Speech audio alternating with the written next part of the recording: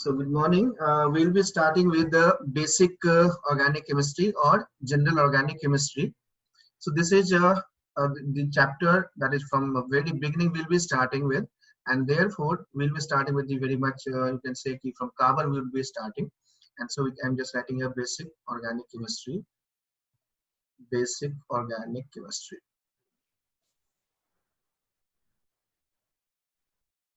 The very first thing that comes from this one is organic chemistry is all about the about organic compounds. And when I say organic compounds, I'm not getting into the brief historical background. Directly मैं चल रहा हूँ वहाँ पर कि जहाँ से organic जो modern organic compounds है जहाँ से उसका definition आया है उसकी हम लोग बात करेंगे और वहाँ से हम लोग आगे चलते हैं. So modern definition of organic compounds is कुछ इस तरह से है modern definition. And so this modern definition states that compounds that are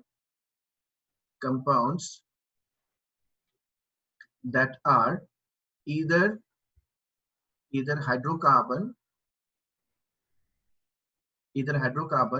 or their derivative. यानी वैसे कंपाउंड जो या तो खुद हाइड्रोकार्बन है या उनसे डिराइव्ड है, वो सारे सारे हमारे ऑर्गेनिक कंपाउंड्स हैं. बिकॉज दिस ऑर्गेनिक कंपाउंड जब हम बात करते हैं, organic compound has wide variety, बहुत सारी वैरायटीज हैं. स्टार्टिंग फ्रॉम आवर सेल्फ, हम लोग अपने खुद से बात करें तो जो भी हम लोग बने हुए हैं वी आर ऑर्गेनिक. हर चीज ऑर्गेनिक है. हमारा एक्शन जो है वो ऑर्गेनिक होता है. जो हमारा स्टिमुलस होता है, जो हमारे एक्शंस होते हैं, that are result of organic reactions. जैसे हम लोगों की चेहरे पे स्माइल आती है, it is all because of the compound dopamine. And so from that perspective we can say everything that happens, it is mostly due to organic reactions ही होता है. हम लोग बात करते हैं खाने की, बात करें तो खाने में हमारे पास जितने भी कार्बोहाइड्रेट्स की बात करते हैं, खाते में एनर्जी का सोर्स है carbohydrate. When you talk about proteins में अगेन एमिनो एसिड्स वगैरह आता है. कॉटन, कपड़े पहनने की बात करते हैं, कॉटन है, cotton is again organic compound which is again carbohydrate का ही पार्ट है. सो मेडिसिन की बात करते हैं, मेडिसिन में ऑर्गेनिक कंपाउंड्स ही होते हैं. So we define it in a way like this: compounds that are either hydrocarbon or their derivative are broadly classified as organic compound. So the very first thing that come here in our mind is this one, that is हमने यहाँ पर एक term use किया hydrocarbon, which is new to us. And so I'm writing here hydrocarbon. The moment I write hydrocarbon, so this hydrocarbon has two components. This is not a single word. Again, this is learning in the sense. इसमें हमें ये बहुत अच्छी तरह से याद रखना है या समझ लेना है इस बात को कि जहां कहीं भी कोई एक टिपिकल साइंटिफिक टर्म ना हो या आपके सामने में कोई टर्म आ जाए, and you just look at it whether this term is unique term है या फिर ये मल्टीपल टर्म्स को कंबाइन करके हमने बनाया है.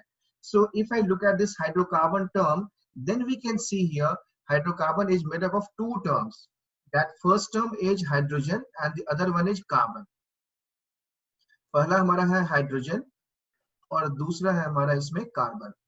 यानी we can say hydrocarbons are basically what, जो कि हाइड्रोजन और कार्बन से बना हुआ है, वो हमारा हाइड्रोकार्बन है. And when I say hydrogen, this hydrogen is again we can say we can write it like this 1H1 हमने लिखा, फिर हमने 1H2 लिख लिया, दिस इज 1H2. फिर हमने यहाँ पर 3 और यहाँ पे H और ये 1. So this is simply written as H, this is D, this is T. Hydrogen, deuterium, tritium. ये क्या है? हाइड्रोजन है, ये ड्यूटेरियम है और ये ट्राइटियम है. And so we have got this one. जबकि कार्बन में क्या होता है हमारे पास? So we have this carbon and carbon has two again isotopes. More importantly this is C12 and C14. So we have these two isotopes. इसमें ये बताने की जरूरत क्यों पड़ी? बिकॉज जब आप आइसोटोप्स बोलते हैं तो आइसोटोप्स का मतलब है कि same atomic number but different mass number. And so in this case mass number यहाँ पर अलग है. So we are saying like this. इसमें एक नोट है जो हमें याद रखना है, that is very very important note and that you must remember, because जब हम रिएक्शन मैकेनिज्म की बात करते हैं तो वहां पर इन चीजों की जरूरत होती है. So the note is this: heavier isotope or heavier isotopes form stronger bond. ये हमें याद रखना है. And so for in a way we can say, मान लो हमारे पास HT है, DT है, और we can write it like this HT, और we can write HD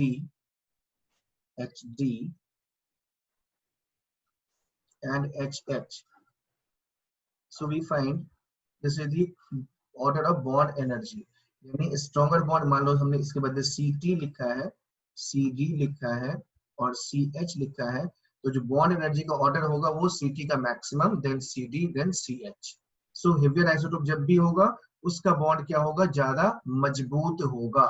and so from that we can correlate one very important thing, इससे आपको थोड़ी सी और क्लैरिटी मिलेगी। That is when I talk about this H2O, यदि मैं इसमें H2O की बात करूं, so what we find, H2O का जो dissociation constant होता है, for H2O we can take it like this, H2O dissociate as H plus plus OH minus, and its Kw is found to be Kw equal to H plus into OH minus, and that comes out to be 10 to the minus 14. So if I say, therefore its pH is coming out to be, therefore pH is coming out to be 7. My question here is very simple logic है, उस logic से हमें connect करना है। So my question is what, that D2O हमने लिया है यहाँ पर, then this would be dissociating to D plus plus OD minus. My question is what is the pH of this solution? Whether this is a question of comparison, whether it will be greater than or equal to or less than 7. pH greater than or equal to or less than 7, क्या होगा? That's my question. Please think about it and answer it. Okay. So here we have seen like the basic principle was like heavier isotopes form a stronger bond, and so basis that we have seen this H2O is dissociated to H plus and OH minus. Its Kw is equal to H plus into OH minus. That is, this K is in general H plus product by reactant with a stoichiometric coefficient. यहाँ पर H plus का coefficient है 1, यहाँ पर OH का है 1, तो यहाँ पर पावर 1 आ गया, ये 1 आ गया। H2O में भी 1 ही है, तो ये वाला 1 होगा। And so we have got this H, तो जब K और H2O को मल्टीप्लाई कर दें तो हमारा Kw बन गया। तो this H plus and OH minus that comes out to be 10 to the minus 14 हमें मिलता है। तो यहाँ से हमने क्या निकाल लिया, Kw कैन बी, चूंकि यहाँ पर जो डिसोसिएशन दोनों इक्वल होगा तो H plus बराबर OH minus है, therefore we can say Kw would be equal to H plus का स्क्वायर हो जाएगा। और जब Kw बराबर H plus का स्क्वायर है तो H plus कितना हो जाएगा, 10 to the minus 7 आ जाएगा। And therefore its pH would be equal to minus log activity of H plus ion, and therefore pH is coming out to be 7. अब ये देखते हैं हम लोग D2O वाले केस में। यदि मैं D2O की बात करूं, चूंकि हमने ये कहा है कि बॉन्ड स्ट्रॉन्गर है तो इसका डिसोसिएशन कम होगा। यदि डिसोसिएशन कम होगा तो Kw जो हमने लिखा है यहाँ पर, तो Kwd would be less। Kwd less है तो H प्लस कम होगा। यदि H प्लस कम है तो देखो यहाँ पर ये क्या हो जाएगा, pH नेगेटिव लॉग लोगे आप वहां पर, and that would be again lesser, यानी इसका जो pH वैल्यू हो जाएगा वो क्या होगा, और कम हो जाएगा। दैट, हाँ ये वाला वैल्यू होगी, तो ध्यान से देखना कम नहीं होगा। In this case, जैसे हमने यहाँ पे ये लिखा है, pH लिखा है यहाँ पर, so let us suppose, देखो यहाँ पर थोड़ा सा pH नेगेटिव लॉग है तो इसमें हमें ध्यान से देखना होगा। जब हमने pH नेगेटिव लॉग कहा है, so this in this case Kw जो होगा वहां पर कुछ ऐसे लिख सकते हैं हम लोग, Kw बराबर D plus into OD minus, right? And let us assume करते हैं यहाँ पर, let us assume Kwd, चूंकि पावर हमारा नेगेटिव में है, ध्यान से देखना इसमें। Let us assume this is equal to 10 minus 14 मान लिया, 14 बदले मैंने 15 मान लिया या 16 मान लिया, कैलकुलेशन इजी रहेगी। Therefore H plus or D plus and OD minus would be what? D plus equal to OD minus, and that would be equal to 10 to the minus 8, and therefore PD would be more than this one. PD would be what? This is equal to minus log 10 to the minus 8, and so that comes out to be 8 आ जाएगा। So this PD would be more than pH 7 से वो ज्यादा हो जाएगा। So that is how we can connect. Therefore, we can say PD is more than 7. इसलिए ध्यान रखना यहाँ पर कि चूंकि जो वैल्यू है, जो Kw है, वो नेगेटिव में आता है, पावर में नेगेटिव में है, and so it must be greater than this one. Similarly, if I ask like for this one PT, T2O के लिए क्या हो जाएगा? So we can write here PT, then this would be PD, then it would be pH, which is equal to 7. तो इस सबसे ये वाला क्या होगा, बड़ा हो जाएगा। Okay. That is the idea behind this particular question. यहाँ पे हमने देख लिया कि हाइड्रोजन के 3 आइसोटोप्स हैं। That's all about this hydrogen. इसके बारे में हमें बहुत ज्यादा जानकारी की जरूरत है नहीं। So let us focus on carbon. So when I say carbon, तो कार्बन के हमारे पास it is, if you look at it, so it has different allotropes होते हैं इसके। नंबर 1 बात करें यहाँ पर तो हमारे पास ग्रेफाइट है, graphite, डायमंड है then this is diamond, diamond है, ब्रो। then we have fullerene, ब्रो बक fullerene, मिनिस्टर भी है। मिस्टर fullerene, और fullerene भी कॉमनली हम लोग इसको fullerene ही बोलते हैं। ओके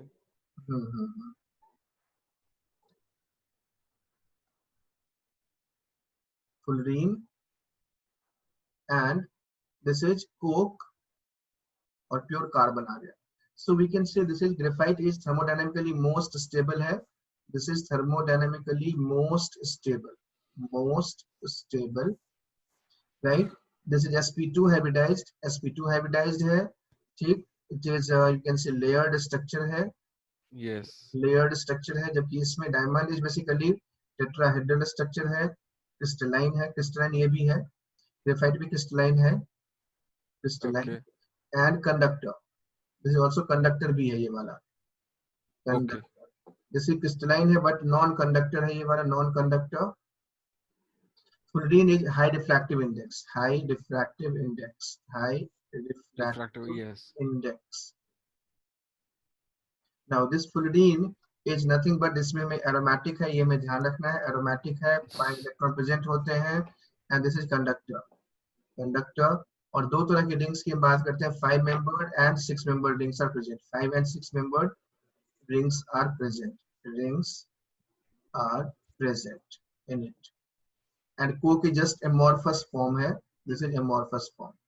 अब यहाँ पर मेरा एक बहुत ही सिंपल सा प्रश्न है, amorphous form है, and that is graphite में हमने एक वर्ड लिखा है thermodynamically most stable।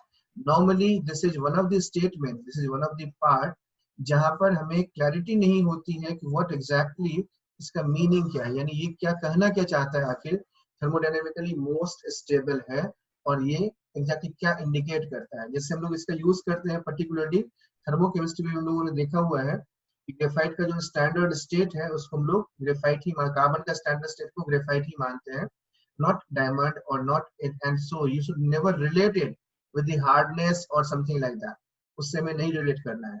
So why do we say like this thermodynamically most stable, what is your perception? So when I say allotropes, so allotropes means what? These are basically same element having different structure, and due to different structure they have different physical properties। chemical properties same होगा, physical properties में अंतर होता है। Now when I look at the carbon, यानी allotropes of carbon की बात करें तो कार्बन की हमारे पास 4 allotropes होते हैं। पहला ग्रेफाइट है, डायमंड है, fullerene है, कोक है। In these cases जो फर्स्ट 3 है हमारे वो क्रिस्टलाइन होते हैं, ग्रेफाइट, डायमंड और fullerene, they are all crystalline, यानी इसमें एक रेगुलर अरेंजमेंट ऑफ एटम्स और कॉन्स्टिट्यूएंट पार्टिकल्स होता है। नाउ द ग्रेफाइट के कुछ फीचर्स हैं जो हमें याद रखने हैं। पहला ये है कि this is thermodynamically most stable होता है, sp2 हाइब्रिडाइजेशन है इसका, then this is we can say layered structure होता है, and these are conductor due to presence of pi electron, this is pi electron present होते हैं इसके अंदर, इसीलिए कंडक्टर भी होते हैं। Then this diamond is tetrahedral है, क्रिस्टलाइन है, नॉन कंडक्टर है, हाई रिफ्रैक्टिव इंडेक्स होता है। fullerene is aromatic है, पाई इलेक्ट्रॉन इसमें प्रेजेंट होता है, कंडक्टर होता है, 5 and 6 मेंबर रिंग्स होते हैं इसके अंदर प्रेजेंट होते हैं, and coke is the only allotrope of carbon which is amorphous in nature। when I say thermodynamically most stable, that means कि आपको क्या करना है इसमें कि इन सब को इक्वल अमाउंट को, मान लो हमने यहाँ पर ग्रेफाइट लिया है तो ग्रेफाइट का भी हमारे पास 1 ग्राम ले लिया, ग्रेफाइट 1 ग्राम, 1 ग्राम है। Then we have taken this diamond 1 gram, diamond भी हमने 1 ग्राम ले रखा है। Then I have taken fullerene 1 gram, fullerene 1 gram, और then I have taken coke 1 gram, ये भी 1 ग्राम है। सबको हमने कंबशन करा दिया, और जब कंबशन से जो हीट निकला, मान लो इसमें ये x किलो जूल मिला है हमें, x kilo joule, this is y kilo joule, this is z kilo joule, this is p kilo joule, and so we can see from this one, जब ऑर्डर आप इसको मेजर करोगे, you will find graphite has least, graphite x is the least, x is least, the x least है मतलब minimum heat is evolved, minimum heat is evolved, heat is evolved, and therefore we can say, therefore it has minimum internal energy, minimum internal energy है, मतलब ये हो गया therefore this is most stable, इसलिए ये सबसे stable, most stable allotrope of carbon, allotrope of carbon.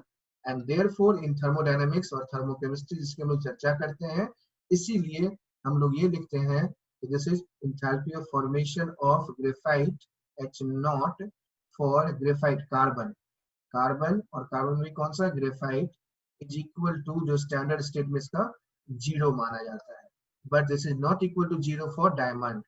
So this is because carbon का जो ग्रेफाइट फॉर्म है वो मोस्ट स्टेबल है, और जो मोस्ट स्टेबल एलिमेंटल फॉर्म होता है उसका एंथैल्पी फॉर्मेशन हम लोग क्या लेते हैं, स्टैंडर्ड एंथैल्पी फॉर्मेशन हम लोग 0 मान लेते हैं। And so this is the idea we have conceived from this particular discussion. Now the next part is, ये हमारा हो गया इसका फिजिकल प्रॉपर्टीज की हमने डिस्कशन कर ली है। अब हम लोग चलते हैं इलेक्ट्रॉनिक स्ट्रक्चर पर, बिकॉज जब आप केमिकल प्रॉपर्टीज के बारे में बात करते हैं तो chemical properties is all related to their electronic configuration and electronic structure. So we will be looking at electronic structure of carbon, यानी chemical properties of carbon की हम लोग बात करते हैं। So when I say chemical properties of carbon, so chemical properties of carbon. So this is again based on electronic structure, based on electronic structure, electronic structure. And so here we can say carbon 6 has 1s2, 2s2, 2p2. So we can say 2, 2 and 2 है, तो valence shell में only those electrons are considered जो कि valence shell में present होते हैं। So we can say ground state configuration is, ground state electronic configuration of carbon is 2s2 and 2p2, 2p2। अब इसको हमने ऐसे लिखा, why not I have written it in this way, ऐसे हमने क्यों नहीं लिख लिया, ऐसे क्यों नहीं लिख लिया, या फिर मैंने इसको ऐसे क्यों नहीं लिख लिया, और why is this only ground state? Again, these are the multiple questions that can be asked, or that is again frequently come to your mind, or you should ask, I can say like that. So we can say it in this way. अब ये तीन मैंने configuration लिखा है यहाँ से, इन तीन में से एक सही है और बाकी दो गलत है। That is what we need to identify, उनको हमें आइडेंटिफाई करना है। So let's try to identify the correct one and the incorrect one. Okay. So out of these three configurations, I can say the first one is the correct one. जो हमारे पास last के दो हैं वो हमारा correct नहीं है, this is incorrect, this one is incorrect. Why these are incorrect? I am explaining here. Number one, इसके लिए हमें दो रूल्स की जरूरत पड़ती है। पहला है हमारे पास ऑफ बॉज प्रिंसिपल है, Aufbau principle, Aufbau principle. And when I say of Bose principle, that means what? इसका क्या मतलब है? इसको हम लोग कहते हैं building up principle, building up principle।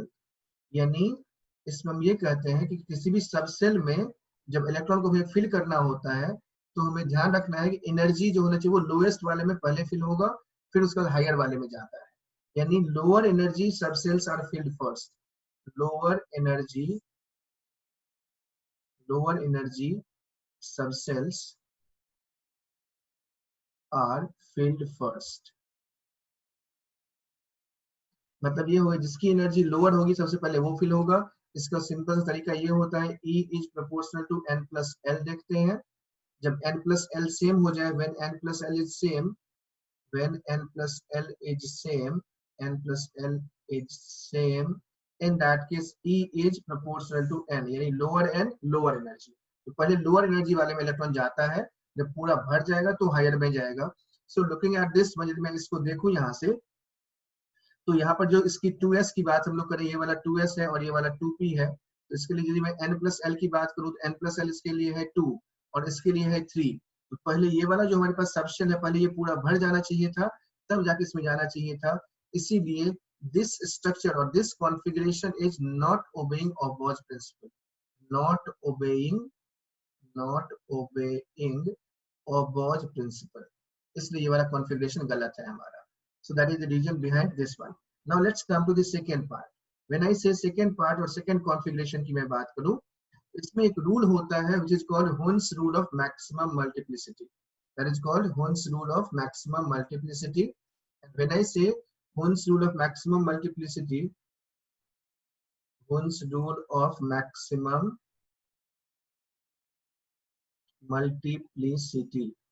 So here we need to define multiplicity as well. हमें multiplicity को पहले define करना पड़ेगा, and this multiplicity has to do with the number of paired electron having same subcell में जिसकी energy same है, उसके लिए check करते हैं. यानी we can say हमें वो configuration check करना है जिसमें multiplicity maximum हो, हमें ये देखना है. यानी इसमें ध्यान रखना है कि among degenerate orbitals, among degenerate orbitals, degenerate मतलब यहाँ पर यह है इक्वल एनर्जी. डिजेनरेट मतलब होता है जिसकी एनर्जी इक्वल हो, same energy, same energy. So among degenerate orbitals we can say more multiplicity, more multiplicity, more favorable, more favorable. यानी यदि हमारे पास डिजेनरेट ऑर्बिटल्स हैं तो उसके केस में क्या होगा कि जितनी ज्यादा मल्टीप्लिसिटी होगी उतना ज्यादा वो फेवरेबल होगा. So again a new complicating term, multiplicity. So this multiplicity is spin multiplicity is defined as, spin multiplicity जो होता है हमारा वो होता है कुछ इस तरह से हम लोग लिखते हैं इसको, spin multiplicity equal to 2 into sigma s plus 1. अब ये s क्या है? S is sum of total spin quantum number, total spin quantum number, spin quantum number का summation है ये वाला. So when I say summation for this one, so if I calculate spin multiplicity for this one, यदि मैं इस वाले की spin multiplicity calculate करूं, तो let us calculate for spin multiplicity for इसमें, तो हमारे पास देखो, इसलिए ये वाला पहला गलत हो गया, इसको सोचने की जरूरत ही नहीं है. इसमें ये वाला करेक्ट है, ये वाला करेक्ट है. अब बात करते हैं इसमें डिफरेंस है. सो फर्स्ट के लिए यदि मैं स्पिन मल्टीप्लिसिटी की बात करूं, spin multiplicity for first one SM1 लिखता हूं मैं यहाँ पर. ये 1 है, ये वाला 1 है और ये वाला 3 है. तो SM1 in this case how many unpaired electron? 2 unpaired electron है. सो 2 तो पहले यहाँ पे लिख ही लेना है, इनटू 2 अनपेयर्ड इलेक्ट्रॉन के लिए क्या होगा? Sigma s equal to 2 into 1/2 plus 1. 2 into summation s है हमारे पास, इसलिए हमने क्या कर दिया, 2 इलेक्ट्रॉन के लिए ईच इलेक्ट्रॉन का हाफ है, सो 2 into हाफ कर देंगे तो ये वाला आ गया. And so that comes out to be how much? ये कितना आ गया? So that is equal to 2 into 1 minute. I made a mistake here. This is not like that. It's bracket में हमें अलग लिखना था इसको. So when I say this is 2 तो है ये नंबर आ गया. Sigma s in this case would be equal to, ये हाफ है और ये हाफ है तो ये 1 हो गया. So 2 into 1 plus 1 हमने इसको ऐसे लिख लिया. And so that comes out to be how much? 2 और ये 1 3 हो गया. So this is called triplet. ये ट्रिपलेट कहलाता है. SM3 would be equal to, SM3 जो है हमारा वो है, इसमें कितना है यहाँ पर? प्लस हाफ और minus half. So this therefore this is equal to 2 into plus half and minus half makes it 0 plus 1 that is equal to 1 और 1 का मतलब है ये सिंगलेट है. तो ज्यादा किसमें इसमें मल्टीप्लिसिटी हमें दिखाई दे रही है?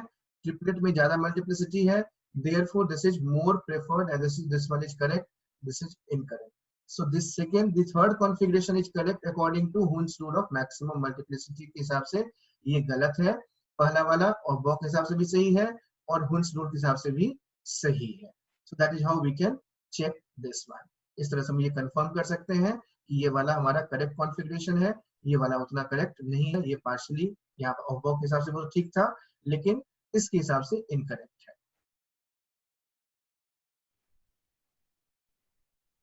So since the ground state structure was like that, हमने जैसे देखा था यहाँ पर इसमें कि ग्राउंड स्टेट में हमारे पास कुल मिला के जो बात थी वो ये है यहाँ पर कि 2 ये वाला हमारे पास पेयर्ड इलेक्ट्रॉन है और ये 2 ऐसे आ गए. ये 2 क्यों सही है और बाकी दोनों क्यों गलत है, that we already have discussed. So let us have a look at that. इसमें हमें ध्यान से देखना है यहाँ पर कि कैसे हम इसको यूज करेंगे. So we can write it in this way, like जैसे हमें इसमें बॉन्डिंग कैसे होती है इसके बारे में चर्चा करेंगे. And now from that we can see here, यहाँ से हम ये देख सकते हैं इस केस में कि जैसे हमने यहाँ पे ये लिया. So in general हम ये कहते हैं कि जितने number of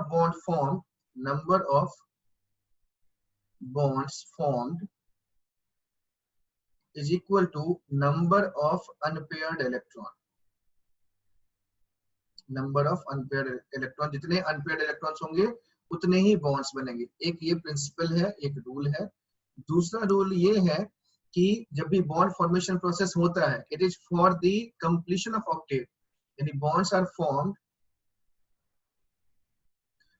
are formed to complete octet. Octet को कंप्लीट करने के लिए बॉन्ड्स बनाते हैं हम लोग, और उन्हीं बॉन्डिंग की हम लोग चर्चा करते हैं. And therefore in the given case, जब हमने ग्राउंड स्टेट की हमने बात की, कार्बन की, ग्राउंड स्टेट ऑफ कार्बन हमने देखा है. So here we have this one, ये वाला 2 इलेक्ट्रॉन था इसमें 2s2, और ये 2p2 है, ये एक और ये वाला एक. सो फ्रॉम दिस यदि मैं देखो इसमें इस रूल का यूज करूं, so number of unpaired electron equal to 2, number of unpaired electron equal to 2, therefore number of bonds formed जो हो जाएगा वो क्या होगा, number of bonds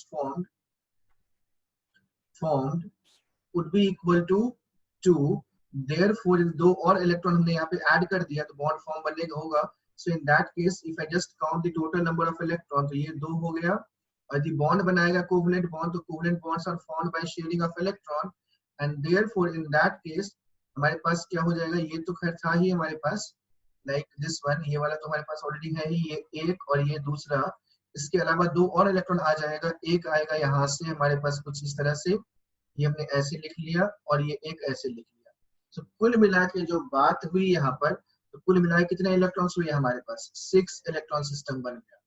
तो क्या 6 इलेक्ट्रॉन सिस्टम इस वाले रूल को फॉलो कर रहा है, क्या ये स्टेबल सिस्टम बन रहा है? So I can say no, this is not a stable system.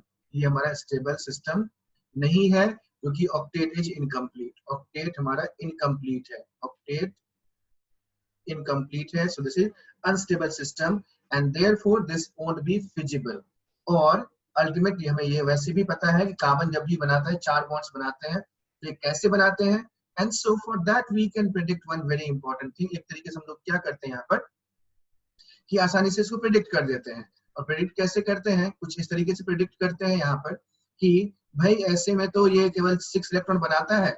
So since 6 electrons are there, therefore it is in fact it is going to excited state. So it forms bond in excited state. चलो भाई इसको excite कर देते हैं, excited state. So when I say excited state, यानी we can say excited state हमने लिखा यहाँ पर. So what I do is यहाँ से हमने ये लिया 2s में हमारे पास ये 2 इलेक्ट्रॉन था, और ये 2p वाला ये इलेक्ट्रॉन था हमारे पास, ये वाला ऐसे है 2p में एक, और यहाँ पर एक है 2s, और ये 2p है. So this is again मैं ग्राउंड स्टेट ही लिख रहा हूँ इसको. यहाँ से एक इलेक्ट्रॉन एक्साइट होकर के यहाँ पे पहुंच गया. जब ये यहाँ पे पहुंच गया, इसका मतलब क्या हो जाएगा, यहाँ से एक यहाँ पर, और बाकी 3 जो होंगे हमारे पास ये यहाँ पे आ गया. So effectively we have got what, एक s ऑर्बिटल है और ये 3 p ऑर्बिटल है, एंड देयर कुल मिला के 4 ऑर्बिटल हो गया. तो हमने इसको ऐसे लिख लिया, जब 4 ऑर्बिटल्स हैं तो इन चारों ऑर्बिटल को हमने कुछ ऐसे बना लिया, लाइक दिस वन, यानी ये वाला एटम लिया हमने, और यहाँ से एक ऑर्बिटल इधर ले लिया, s ऑर्बिटल मान लिया, और जो बाकी तीनों p ऑर्बिटल्स होते हैं ये चूंकि 90 डिग्री पे होते हैं, and so these are all present at these 90 degree. तो यहाँ से हमने जब बॉन्ड बना दिया तो ये वाला ऐसे ऐसे ऐसे बन जाएगा, यानी मान लो ये हाइड्रोजन है, ये हाइड्रोजन है, ये हाइड्रोजन है, ये हाइड्रोजन है, और ये बीच में कार्बन हमने ले रखा है. So from that we can say ये वाला जो बॉन्ड बन गया, ये H, ये H, ये H और ये H. यानी अब बच्चों मैं एक छोटा सवाल पूछ रहा हूँ यहाँ पर, थोड़ा ध्यान से सुनना, समझना और अप्लाई करना है इसको. अभी मैंने कहा कि ये एक S है और ये तीनों प्योर p ऑर्बिटल है, प्योर p. जब यह प्योर p है तो p ऑर्बिटल्स जो होते हैं वो px, py और pz होता है, यानी px, py और pz है, यानी these are all present at 90 degree. ये सारे जो ऑर्बिटल्स होते हैं ये 90 डिग्री पे प्रेजेंट हैं. That means what कि when I say like this, so these are present at this one, like this one. ये वाला ऐसे है, दूसरा ऐसे हो जाएगा, और ये तीसरा ऐसे हो जाएगा. तो हमने वही px, py and pz मान लिया, ऐसे रैंडमली बना दिया यहाँ पर. ये जो px, py, pz है ये हमने वैसे ही ऑर्बिटल बना रखा है, px, py और ये pz हो गया हमारे पास. एंड देन वी हैव एक और चौथा हमारा ये s ऑर्बिटल है. ये एंगल कितना बन गया, 90 डिग्री का, 90 डिग्री का, ये भी 90 डिग्री है, ये भी 90 डिग्री है. But remember whether they are actually 90 degree होता है क्या, आर दे एक्चुअली 90 डिग्री पे होते हैं क्या? मीथेन के जो बॉन्ड्स हैं are they at 90 degree, are they at 90 degree? That's the question. ये मैंने इसलिए कहा है यहाँ पर कि p ऑर्बिटल को हमने क्या रखा है यहाँ पर, p orbital are present at 90 degree, तो जो हाइड्रोजन भी होगा वो ऐसे जुड़ जाएगा, हमारे पास ये 90 डिग्री का ये बन गया। And so are they actually at 90 degree? So that's the question that will be explore in the next class. तो इसको अगले क्लास में इसको एक्सप्लोर करेंगे क्यों और कैसे।